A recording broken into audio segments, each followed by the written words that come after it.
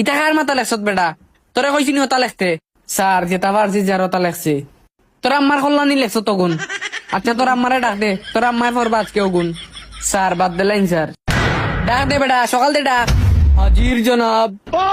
আমি আইছি, আমারে ডাকা লাগতো না। अच्छा কিতা কইতা কইলাও? ও আপনি আইছেন, ভালো হইছে। আপনার ছেলেরা কইছিলাম একটা রচনা লেখতো, এ রচনা না লিখিয়া আপনার কল্লা লেগিলছে। আর যেহেতু আপনার কল্লা লেগিলছে সেহেতু আপনি ওগুন ফরিয়াও নাইন। দেখি মেদিকে শিকি দিকি দানান ইটা কিতা লেখছে বে বকরির বাচ্চায়। ইসার টেং মুরগির টেং কলতা লেগিলিছে, অত কষ্ট দি পড়াই দাম। আর তার লেখা এখনো বুঝা যায় না, অত বড় টেকা হয়ে গেছে। তোর আমি আমার টাকাই লিছি। খালাও নখলম দিয়ে রে কাদো, কলম দিয়ে কাদো। হেই চুপ, বেশি মাতস নি। আচ্ছা হইছে আন্টি, আমি এবলা কই। আপনিও লেখা বুঝলেন না, আমিও লেখা বুঝলাম না। আমরা কেউ পড়তাম না, হে যে তার লাগছে হে ফরিয়াও নাইব। এরপর অগুন তুই ফরিয়াও না। রচনা মাদকাসক্তি ও তার প্রতিকার। মাদকাসক্তি আমাদের যুব সমাজকে ডেকে আনছে এক বিরাট বিপদ। পদ বাংলা ব্যাকরণের একটি পড়া।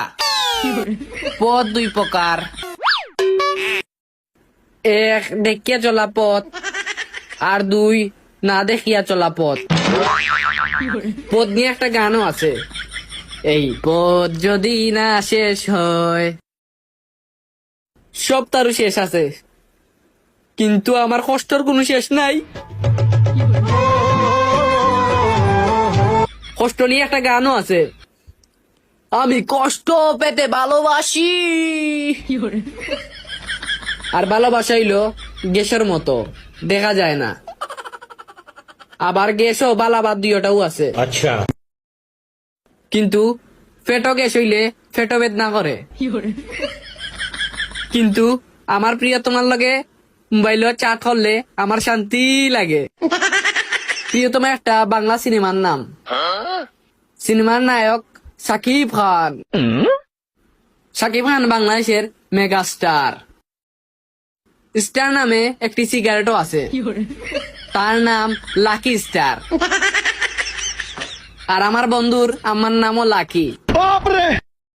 আর আমার বন্ধুর আম্মারে তার বাবায় যে মায়ের মারণ, আর বাবার বিপরীত শব্দ হইল ইয়াবা।